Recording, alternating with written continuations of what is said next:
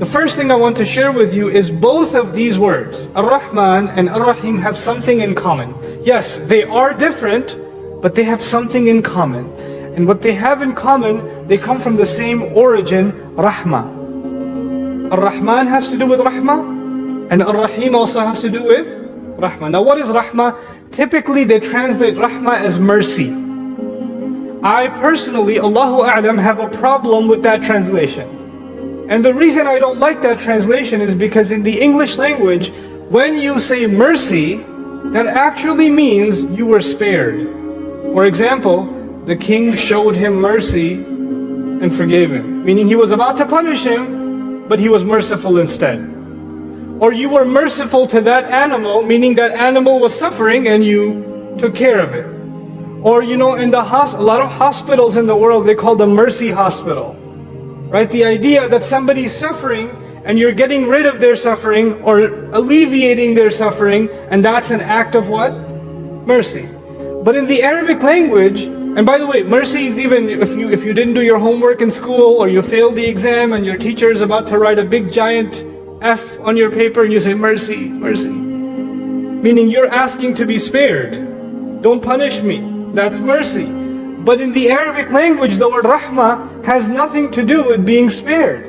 Actually, Rahmah has to do with the word Raham, which means the belly of a mother, the womb of a mother. When a woman is pregnant, then she's called, Rahimat al-Mar'a, meaning the woman has a child in her belly.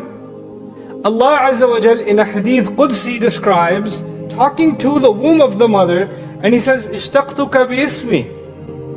I named you, I drew your name from my name. Allah says about Himself, Ana Allah, Ana Ar-Rahman. I am Allah, I am Ar-Rahman. And then He talks to the womb of the mother and says, I gave you the name from my name. Meaning Ar-Rahman gave the name Ar-Rahim to the womb of the mother. That's important because if we're going to understand the names Ar-Rahman, Ar-Rahim, we have to understand the womb of the mother. If we are to get any idea what these names mean for us. So let's think about that together. A child, every other relationship human beings have with other human beings is a two-way relationship. People say to each other, I love you no matter what. But it's not no matter what, is it?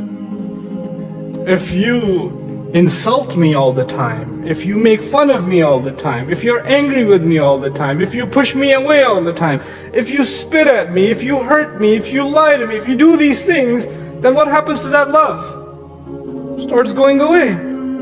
I thought you said no matter what.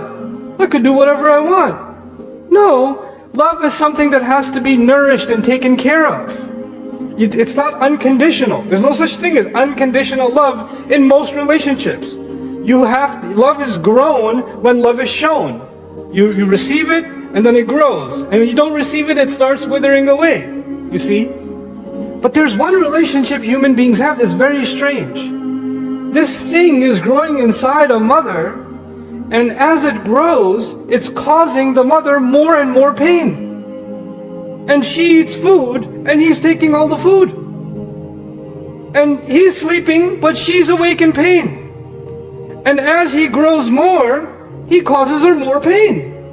Backache, stomach ache, throwing up, she can't taste food anymore, constantly.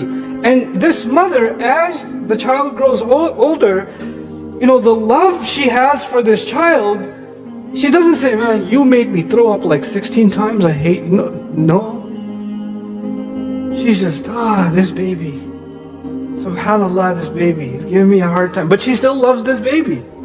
She'll walk carefully when she's in the kitchen to not touch the corner of a table because she wants to protect the baby. Does the baby even know that the mother is protecting her? No.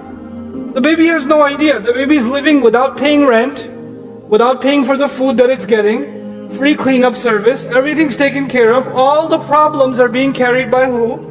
The mother, and the recipient of that love and that care, the baby inside, has no idea. He has no idea. For that child, their entire universe is just that belly.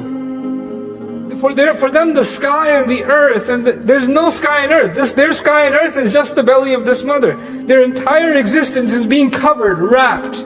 And outside of that is a mother who only loves this child. And you think of it this way. If somebody cut you, if somebody made you bleed, would you say, oh, it doesn't make any sense. But this mother gives birth to a child and almost dies bleeding. She experiences the kind of pain we can't even imagine. Her body tears open to give birth to this child.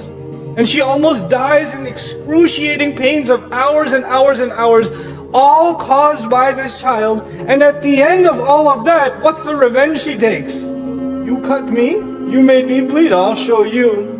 She immediately starts feeding the child, doesn't she? And as soon as she starts feeding the child, for a lot of women, when they feed the child for the first time, it causes them even more pain. It actually causes them even more pain.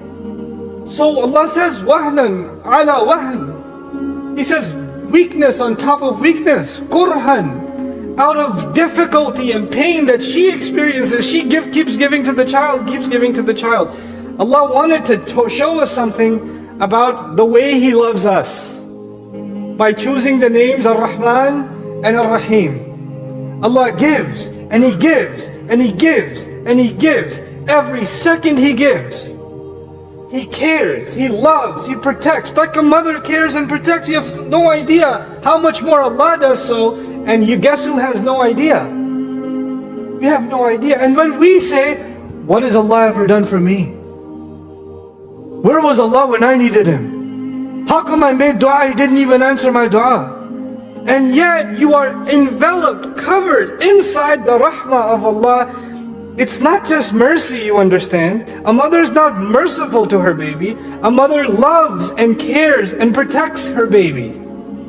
So the word Ar-Rahman and Ar-Rahim have to do with Allah's love and His care and His protection, while we have no idea how incredibly powerful that love and that care and that protection is. You understand? That's the first thing we have to know about the words Ar-Rahman and Ar-Rahim. Now the second thing. The second thing, it's equally important, is to help you understand the difference between Ar-Rahman and Ar-Rahim. I'll tell you three things about Ar-Rahman. Three qualities of the word. I won't go technical with you that it's Sighatul Mubalagha and all of that. Just remember three things. Because of the way Ar-Rahman is spelled, you see the an at the end? Ar-Rahman. Words in Arabic like Jaw'an, Atshan, Ghadban, there's other words that have an at the end also. When they have this an at the end, three things happen to that word. Three things, okay? The first thing is, it becomes very extreme. It becomes what? Extreme. So, it's not just that Allah loves and cares, or Allah is loving and caring, He's definitely being described as extremely loving and extremely caring. Unimaginably loving and imaginably caring. It's not a normal amount of love or care. It's an extreme amount. That's the first thing that happens to the word. The second thing that happens to the word is that it is happening right now.